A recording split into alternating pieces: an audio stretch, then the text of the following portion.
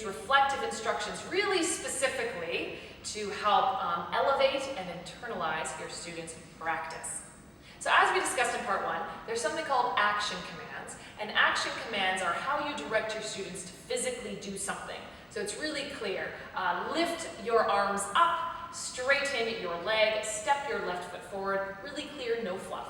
Whereas reflective instructions are an invitation to feel. So I might say, and feel your collarbones widen, and feel your back body open, sense, check, discern, look, all of these gooey kind of sensual words to invite your students then to move inside and sense what they're actually feeling. So 3 ways that you can specifically and really clearly use reflective instructions.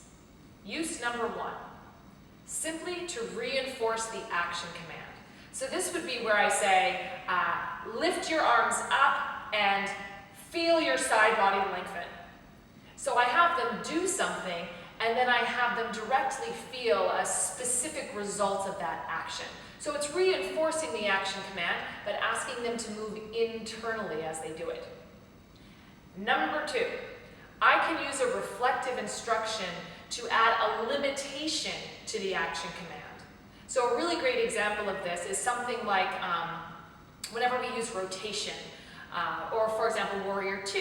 So when we're in Warrior 2, the front knee tends to fall inwards, as we know. So I might say to my students, press your knee towards the pinky toe side of your foot.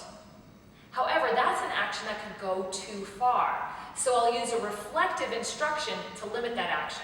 So I'll say something like, press your knee towards the pinky toe side of your foot until you see, sensory action, that your knee is right above your ankle.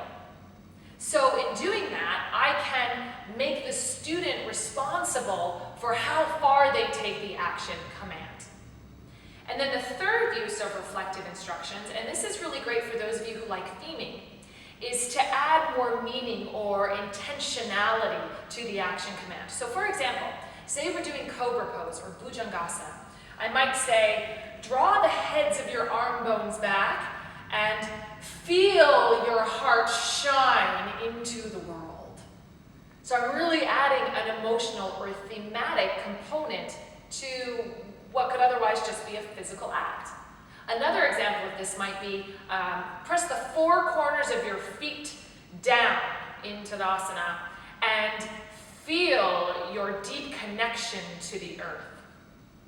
So that's a way again of making the action more than just about something physical, but really bringing some intention and meaning to it. So just to summarize, the 3 ways specifically that you can use reflective instructions. Number 1, quite simply, reinforce the action command. Number 2, add a limitation to the action command so it doesn't go too far. Or number 3, to bring some thematic or some intentionality into the action command. So go ahead and have a play with those. For more tips and resources, check out rachelyoga.com, and I will see you on the mat.